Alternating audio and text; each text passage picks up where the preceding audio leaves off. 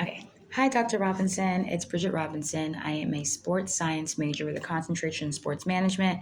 So I'm not a strength and conditioning major, so I don't have that prerequisite background knowledge, but I was really excited completing this project and I really appreciate the challenge and the opportunity.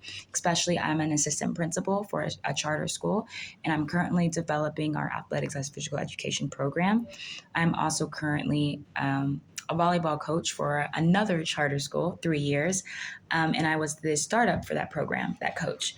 And I actually was started being that coach during the COVID pandemic, which brings me to my project. And so, thank you for approving the movement, a volleyball dig. And I talk about the impact. First, I give background information on the impact that COVID has had on the world, right? Because I talk about COVID, the shutdowns, because that directly has impacted our athletes and their abilities. And so I talk about COVID and how that began in the world and how that began to shift and create closures um, for our nation. Specifically, I then go into the impact COVID had on schools. And for a lot of families, a lot of communities, especially if you're underprivileged, schools is where that child gets that physical education.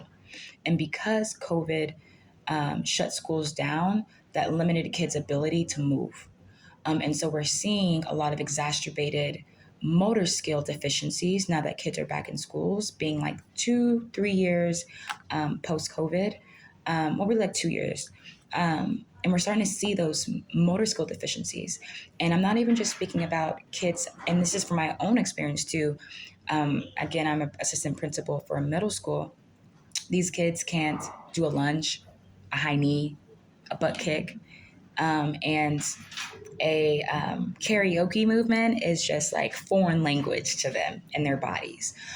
But something more specifically academic meaning is kids aren't even able to hold pencils long enough. They're getting cramps in their hands because their hand muscles aren't used. They're not used to doing that. They're used to typing and things like that because this generation is a generation of virtual reality, right? And so I talk about that impact COVID has had on our kids and their motor skill development.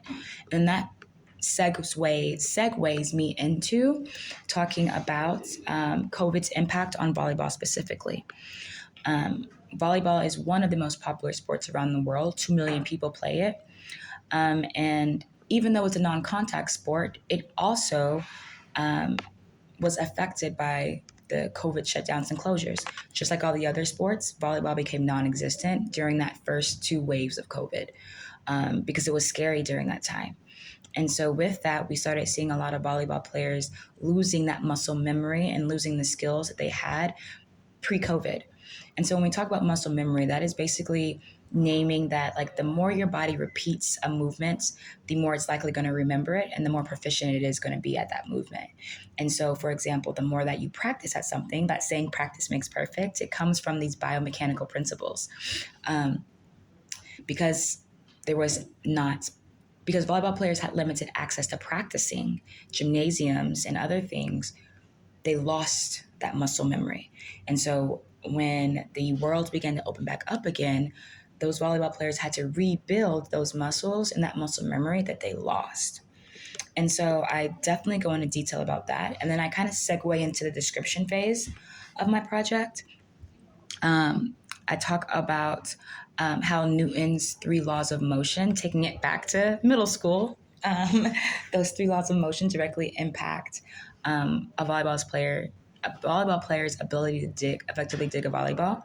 And before I go into that, I do want to name there is a difference between digging a volleyball and passing. Digging a volleyball is when a volleyball player um, makes an attempt at a ball after the other team makes an offensive attack. A volleyball pass happens when there has not been an offensive attack because those two things have different movements. And so I did want to name that for just in case you weren't as familiar with volleyball as I am. And so going back to those Newton's laws of motion, I definitely go into those laws and talk about, how um, all things will stay in motion unless acted upon by external force. I also talk about how I'm sorry.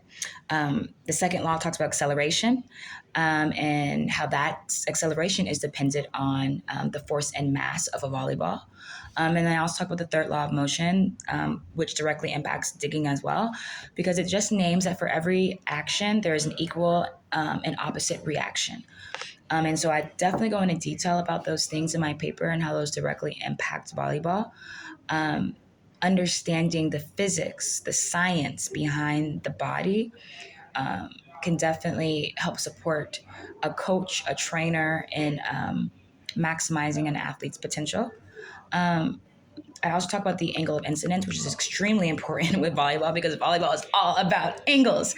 Again, I did coach basketball here at Jackson State and I did play, and basketball is all about angles too, right? But the angle of incidence is extremely important in volleyball because the ball is not going to lose energy when it comes to contact with an object. Again, nothing, mass cannot be created nor destroyed.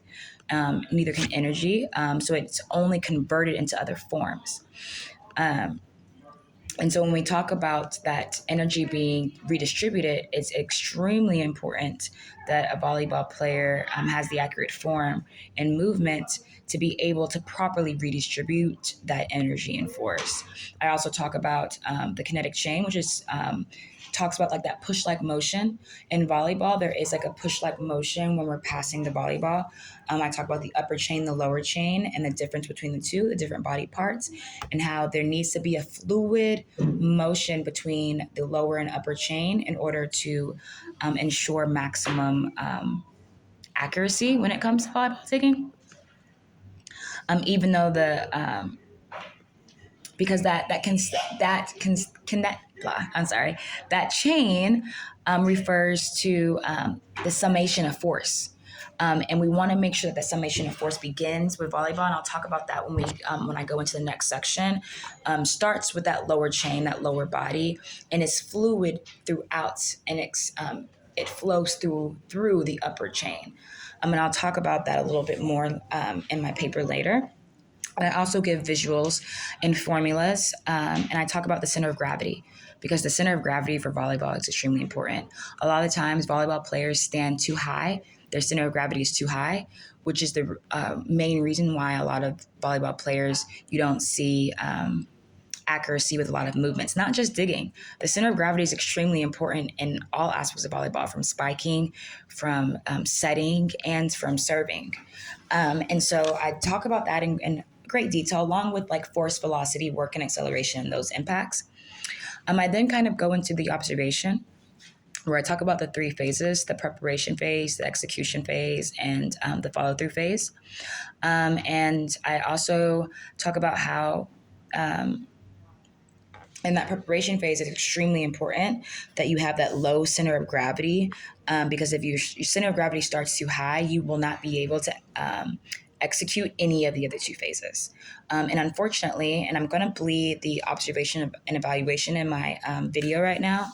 Unfortunately, the athletes that we are seeing now post-COVID, they have an extremely high center of gravity when they're starting in that preparational phase, which then results of why they cannot properly dig a volleyball.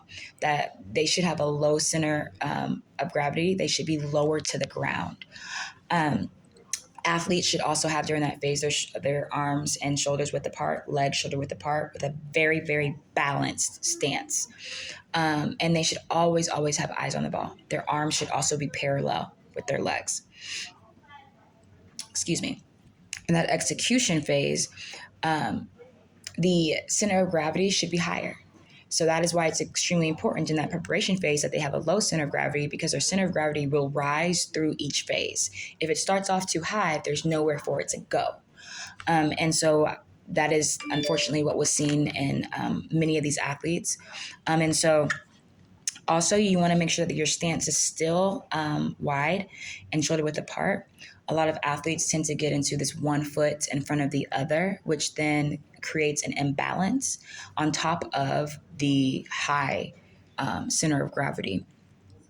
Most athletes throughout these two phases still keep their eye on the ball, which will allow the ball to hit their linear phase, the linear plane of their arms, a lot of athletes, when they're unable to properly dig a volleyball, it's because their arms are bent, and that can be seen in my paper. So the ball does not have anywhere to land. They don't have that linear plane to land on. I also talk about the follow through phase, and that's basically the last phase, where again, that is where that person's center of gravity should be at its highest. Also, their plane should, on their arms, should still be linear. Their shoulders should be shrugged and not go past their ears. However, we see a lot of time, because that center of gravity didn't start low and their legs are not shoulder width apart, one foot is in front of the other. And because those arms are bent, we see a swinging motion happen. And that results in the ball going behind the athlete or like straight to the sides, which is what volleyball players call a shank. And it is an unplayable ball, meaning the setter is not able to set the ball. Through the follow through phase, the ball should pop up, because that will allow the setter to use both hands and come underneath the ball to set the ball.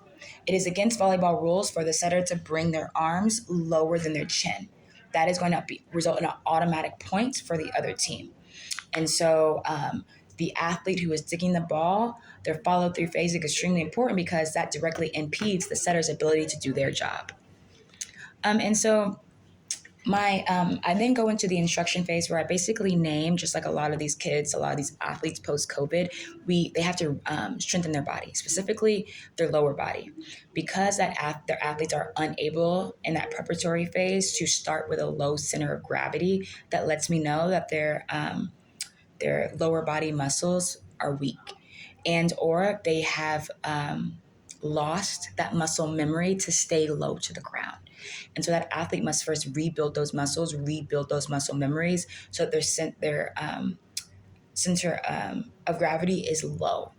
That will then directly impact the rest of the phases.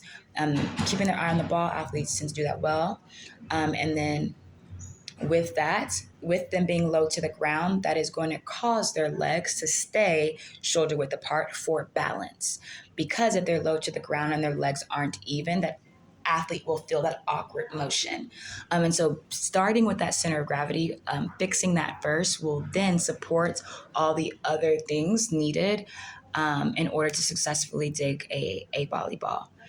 I then go into my appendix, where I list each phase, the critical elements, the observations, and the comments that I observed. And then I go into my works cited page.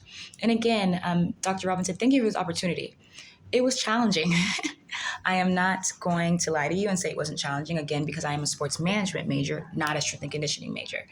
And so I spent a lot of time learning the science behind the knowledge that I already knew as a coach.